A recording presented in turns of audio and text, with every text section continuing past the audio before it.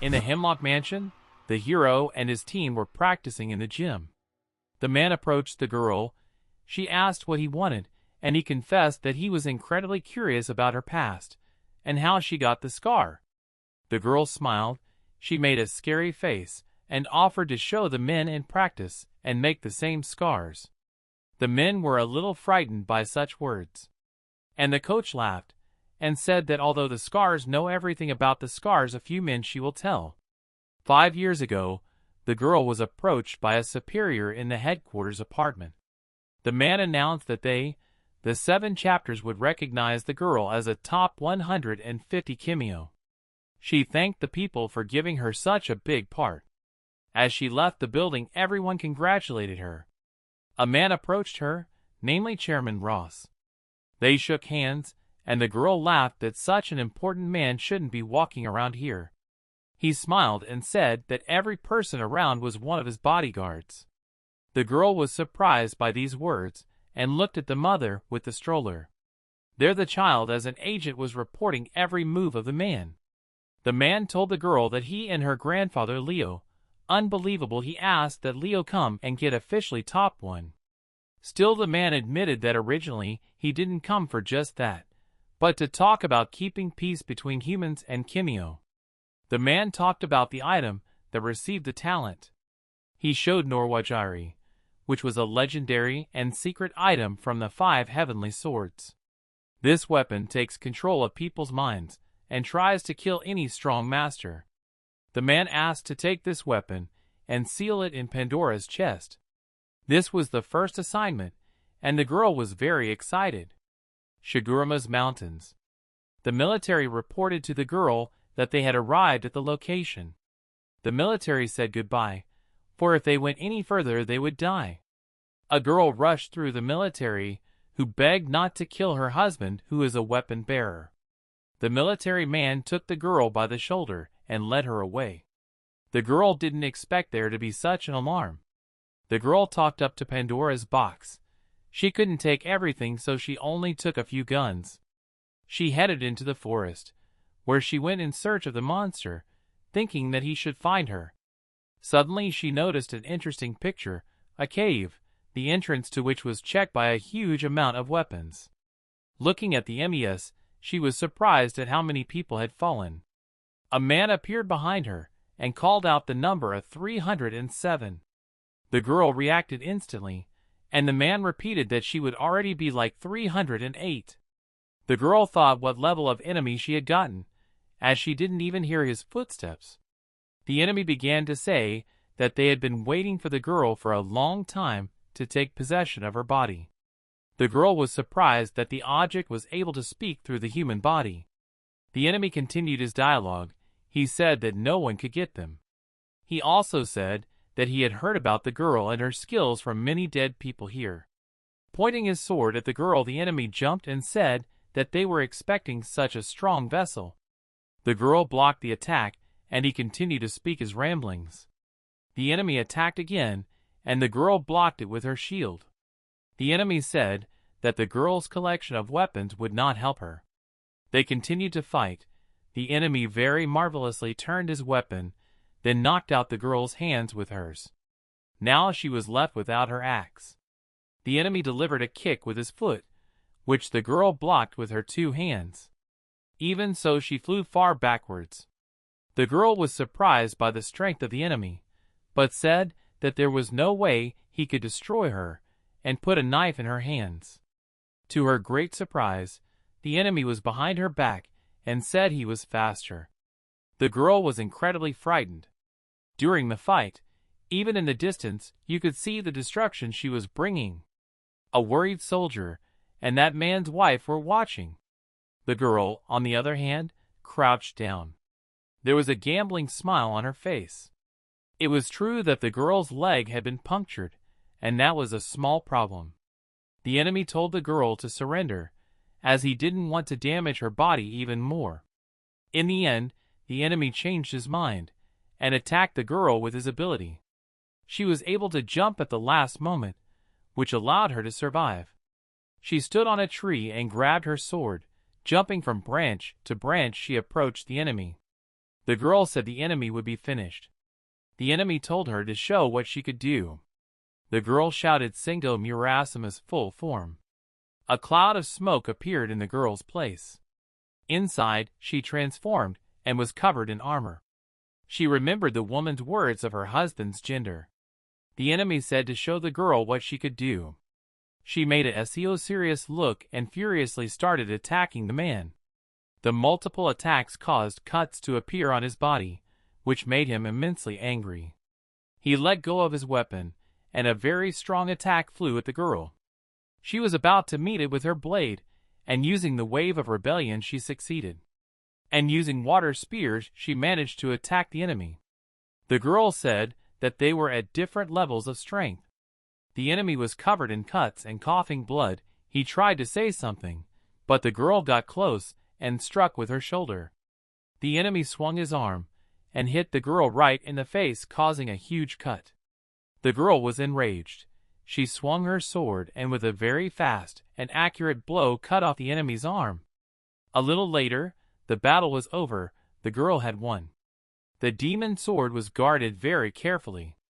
The girl thought how funny it was that this sword would be placed in her arsenal. A truck arrived, which was opened, and there was Pandora's box. The girl explained that in order to seal the sword, she would need to make contact with it. The sword would try to take over her body.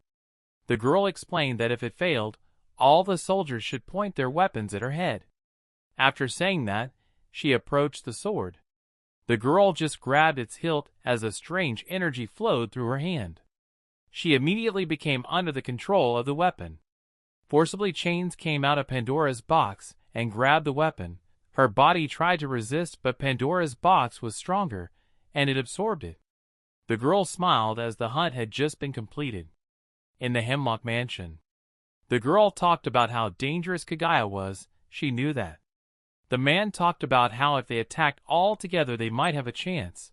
Also suggested that the enemy's hideout was somewhere in the city. The hero's friend said they should head to the enemy and ask him a few questions while breaking his legs. The hero asked if Liuz was ready to join.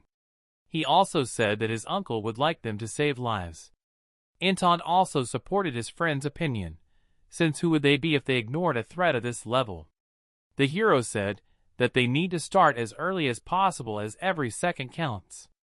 Meanwhile, in the city of Port of Spain, one of the police officers ordered his men up to the roof. They were ready to engage in perhaps their last stand. One of the policemen noticed a man who had lost an arm, and they were trying to save him. The recruits were scared, and the commander began to explain the situation. They needed to take down 2 titans. Opening the doors, the captain told the men to get ready. Everyone instantly entered the fray, and many police officers were immediately killed. The commander welcomed the new recruits to a war where the enemy was many times their strength. The commander led the troops, paralleling the enemy's firing. The Titan laughed at the words the inspector spoke. The enemy attacks were killing the soldiers. Many people flew off the roof of the building and fell straight down. The enemy said that humans were no match for them, only Kimio could match them. The commander ordered to aim at the Titan who was talking too much. At the time, at an abandoned construction site, the man who killed the hero's teacher stood looking at the vids. This enemy's nephew said he was ready to meet others with force. Another subordinate said that Titan activity is highest in the center, so that's where their base is. The nephew said they should make a move before the Titans did. At that time, the man remembered the fight with the Titans and thought very deeply. At that time, the wanted man started talking to his master. The master said that even now Leo was interfering with their plans, or rather his instructions. The nephew said that it pissed him off that they were so easily found. The man on the other hand said that the world hasn't seen them in months, but now it's time. At that time, the girl said that now Rokash is not their main target, because the Titans are more dangerous. The hero had already made up his mind. He said that they were heading to the city to destroy all the Titans. Meanwhile, the police continued the battle. Using his ability, the enemy attacked people and threw some of them out of the building. The inspector turned to the private. He ordered all the recruits to be taken out, as all their attempts had failed. He gritted his teeth and shouted that all the recruits were long dead. The inspector was very aggrieved. He asked if the private remembered how they had run Kimio. He took the rocket launcher and pointed it at the enemies. The Titan, however, was not frightened, as he was confident in his defense. The inspector ordered everyone to focus their fire on one of the enemies. Everyone started firing at the Titans, and they had to go on the defensive. The inspector loaded his weapon and fired a shot, saying that the enemies would die. Eventually, the missile hit one of the Titans, and the survivor became furious. He turned his attack on the inspector. The private, who was in a terrible state himself, asked the others to protect the inspector, and they covered him with their bodies. They told their inspector to run away. He saw his comrades dying. He walked up to one of them and took his shield. He went straight for the enemy, telling him he'd made a mistake. The Titan was confident in his victory over the weak man, and the inspector blocked all the Titan's attacks. The enemy was angry at the inspector and at all humans in general. He kept attacking the man who was defending himself with shields. Many attacks flew towards the inspector, and the enemy said that they would rule the whole world. Suddenly a gunshot sounded. A bullet hit the Titan's shoulder. It was a private, who was covered with threads, who was able to shoot. The Titan was angry and said he would kill the child. But his look changed dramatically when he saw the inspector in front of him, ready before the attack. The man struck with his shield, and without stopping there, he made another attack right on the enemy's throat. The man fell back a bit, coughing out blood.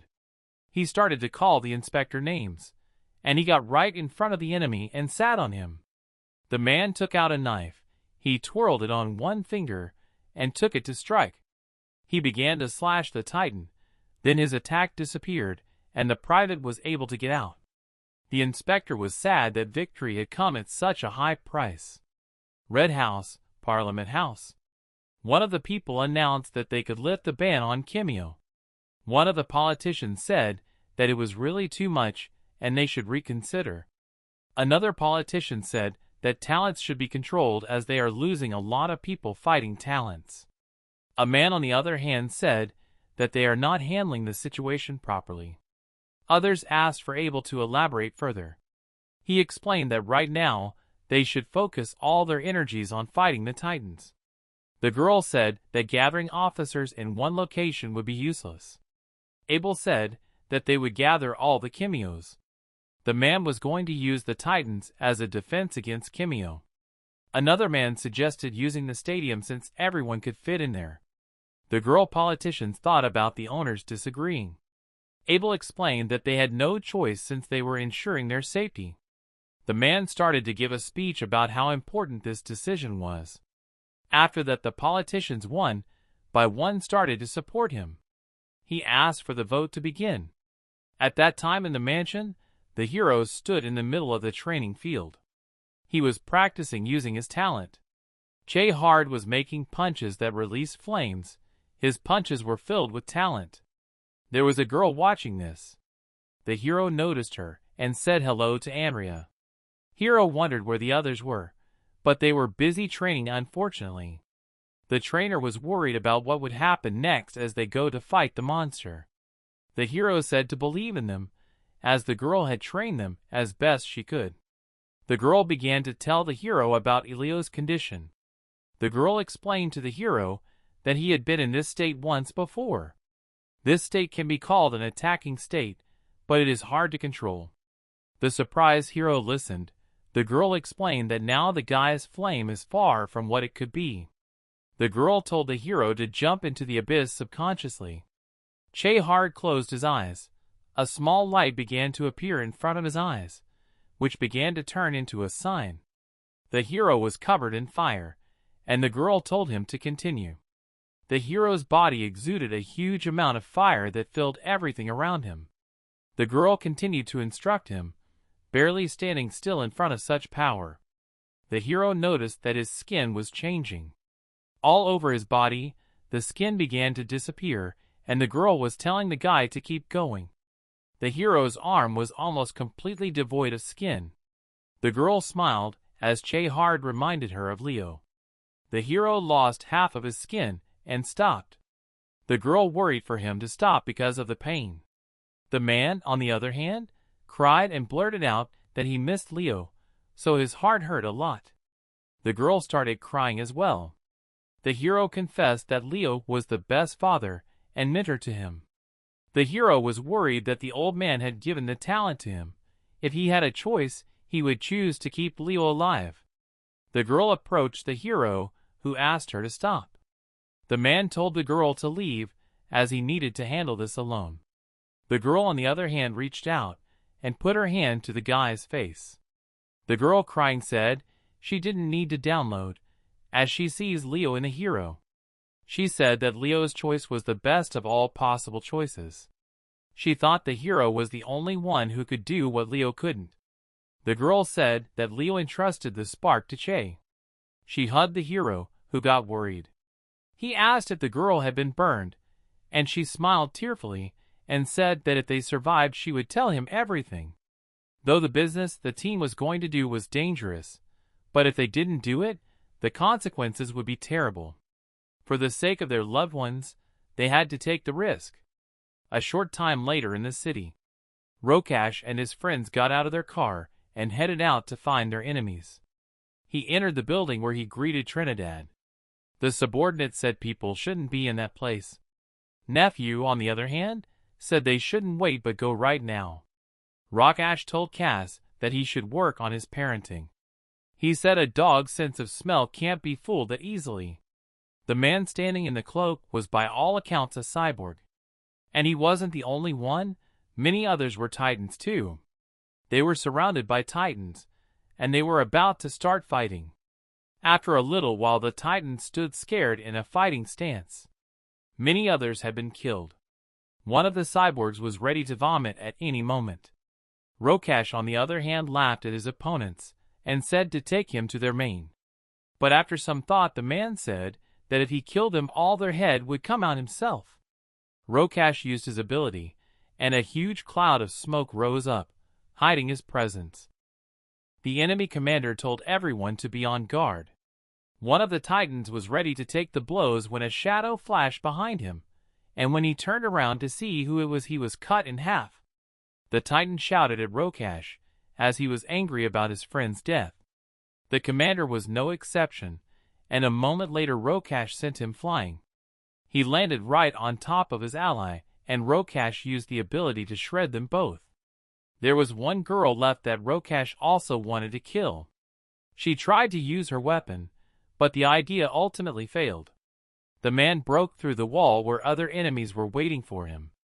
He walked through, and the commander of his enemies told the man to stop talking. Rokash was glad he had found the leader of the Titans.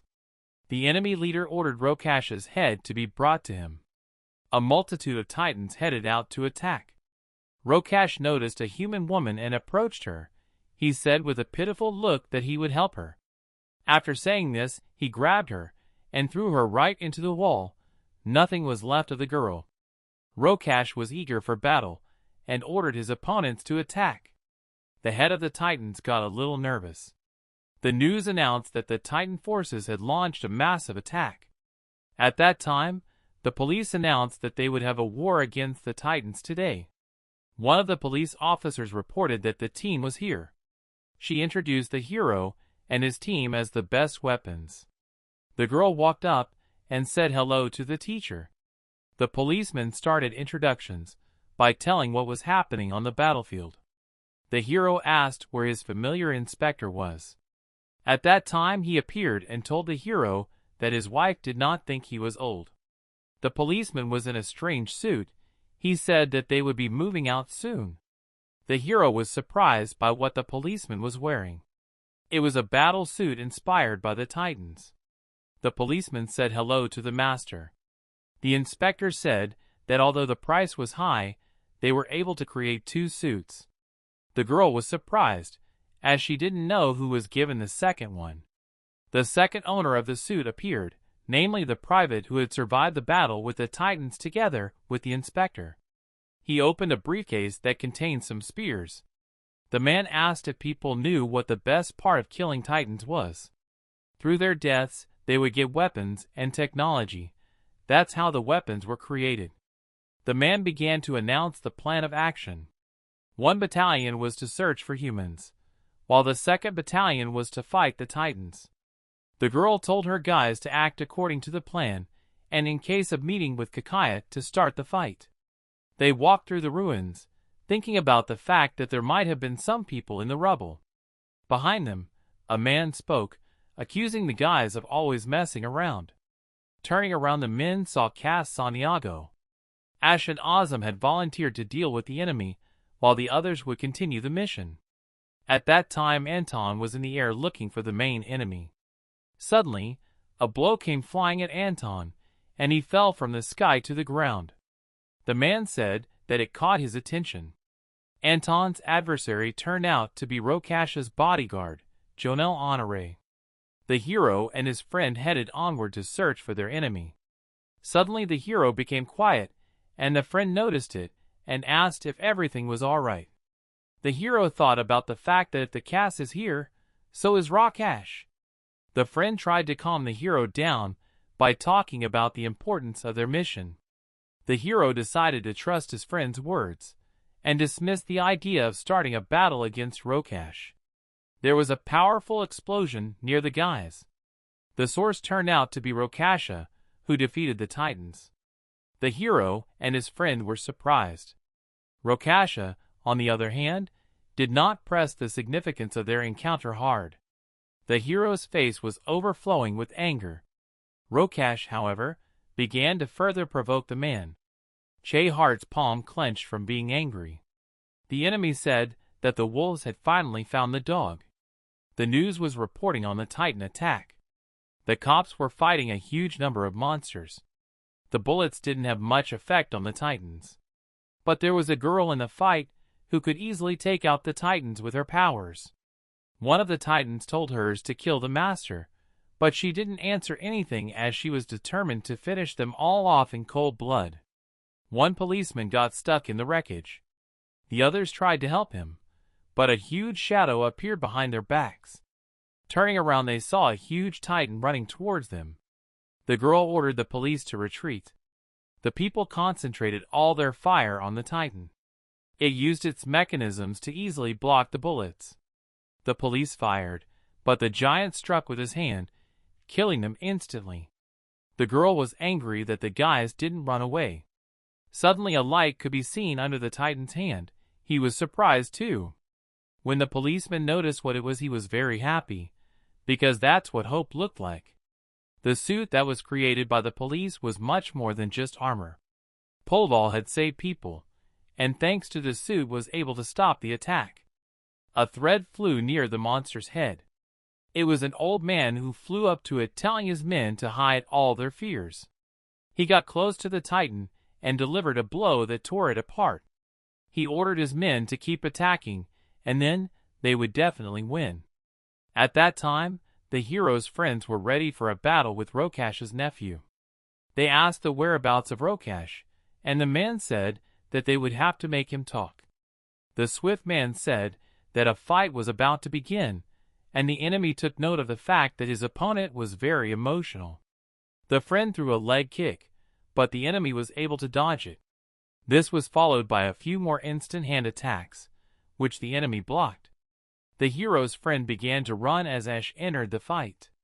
She summoned a lot of ancestral ash and directed an attack at the enemy. The same laughed at the fact that the guys were still crying over the death of their teacher. Speedy was provoked, and he headed to attack the enemy, but the latter read it and kicked him. The ally then swung into the wall. Ash instantly surrounded the enemy with ash. But the man was not so simple. He dodged the attack. The enemy realized the man's style, and said that he was probably weak in close combat. Ash did not listen to the enemy, and continued his attacks. The enemy rapidly began to close in on the man. At that time, Azam realized that he had broken several ribs when he was hit. The enemy came close to the real one and swung to strike. The man deflected back to avoid being hit, and the speedy one returned to the fight and tried to attack from the back. The battle continued, with the two men getting hit by the onslaught of blows. Speedy realized that if he made a mistake he was finished. Ash used his attack on the enemy, his huge paw trying to come down to dilute the enemy. The one turned around and noticed the blow, which was a chance for the speedy one to use his trump card. The enemy was between two strong attacks, though it seemed to be the end of him. He smiled, and using the incendiary art ordered the guys to die. After the enemy attack, there was an explosion and dust rose up. From the dust cloud came Ash, followed by Azam. Real asked if his ally was okay. He said he would live. The enemy said that since they made him use this attack they were well trained. Ash reflected on what had just happened. The enemy, on the other hand, said he now intended to show off his talents. There was a star around his neck. He reached up and ripped it off. In his hand was a star that shone. His talent was the incendiary art. At that time, Anton was ready to start a battle against Rokash's bodyguard, who was a very creepy type. Their bout began. All Anton had to do was to defend himself halfway through the onslaught of his opponent's attacks. The enemy tried to strike a strong blow, but the guy managed to dodge at the last moment, and he tried to counterstrike, but the enemy was able to block it with his blades. The enemy approached Anton, and their attacks collided. Anton struck with his foot and broke the distance a bit. Anton said that he was lucky to be born with a talent that used to be very famous. The man said that he was really interested in fighting with the guy and regretted the death of the old man. Anton, holding back emotions, did not understand why the enemy said this. The enemy said that he always admired Leo, and that's why he wasn't there that night with Rokash. Anton began to close in, and the enemy recognized that Leo had raised strong sons. Their attacks clashed again. The enemy tried to land a blow to the boy's head, but he dodged downward, and later was right behind him. Their attacks clashed again. Up to this point, they had been fighting on even terms. Now Anton summoned a second weapon and began to fight using it. The enemy, on the other hand, used the ability, and a huge number of blades appeared from his back. Though the enemy did not want to kill Anton, he was doing his duty. The guy took hold of the bandage on his face and removed it. He had used the replacement of himself with Kong by as much as 50%. A cloud of smoke appeared. The enemy prepared for a miraculous fight. Anton pointed at the enemy. At that time, the other guys were fighting Rokash's nephew. He used a huge number of stars to create a lot of explosions. It was very hard for the guys in this fight. But they managed not only to hold the onslaught of the enemy, but also to try to counterattack. The enemy thought about the fact that the speedy is very hindering. Therefore, the enemy decided to separate the guys with an ocean. Ash said that the enemy is a terrible person. Speedy continued to rapidly approach the enemy. When he arrived, he immediately threw a punch, which the enemy easily blocked. The enemy used a level 2 incendiary skill, and an explosion of enormous proportions erupted in front of him. Azam managed to move back to the front. The enemy said that even now, he was not fighting seriously. He exposed his torso, from which a huge number of skulls came out. After these skulls allowed the enemy to fly, and he headed towards the ocean. The enemy wondered what the old man had taught the runner. Ash used his ability, while the speedy one ran after the enemy. The enemy suggested the guy become friends. He was angry though, and told the man to shut up. The enemy used his ability, and there was an explosion near the runner that caught him. The enemy laughed, as in his opinion the guys were too weak for the heirs of one of the strongest. Suddenly, an arrow flew near his head, which crashed into the building, causing a huge hole. The enemy was surprised by this attack. The source of this power was Ash, who was riding a horse and shooting ash arrows from his bow. He took aim to fire another shot. The enemy was surprised that the enemy also had a talent for creativity. The arrow was fired. It flew at an incredible speed and hit the target. The enemy flew off and fell on the water. Thanks to his ability, he didn't drown. Now he was calm, since the guy can't run on water, and he had one opponent left. Ash moved on the water, after he was right in front of the enemy. The enemy said he would kill them and interrupt Leo's legacy. Suddenly, a bolt of lightning flew in front of the enemy. He was incredibly surprised, and the person who did it was Speedy, who said it was time to awaken the Kirin.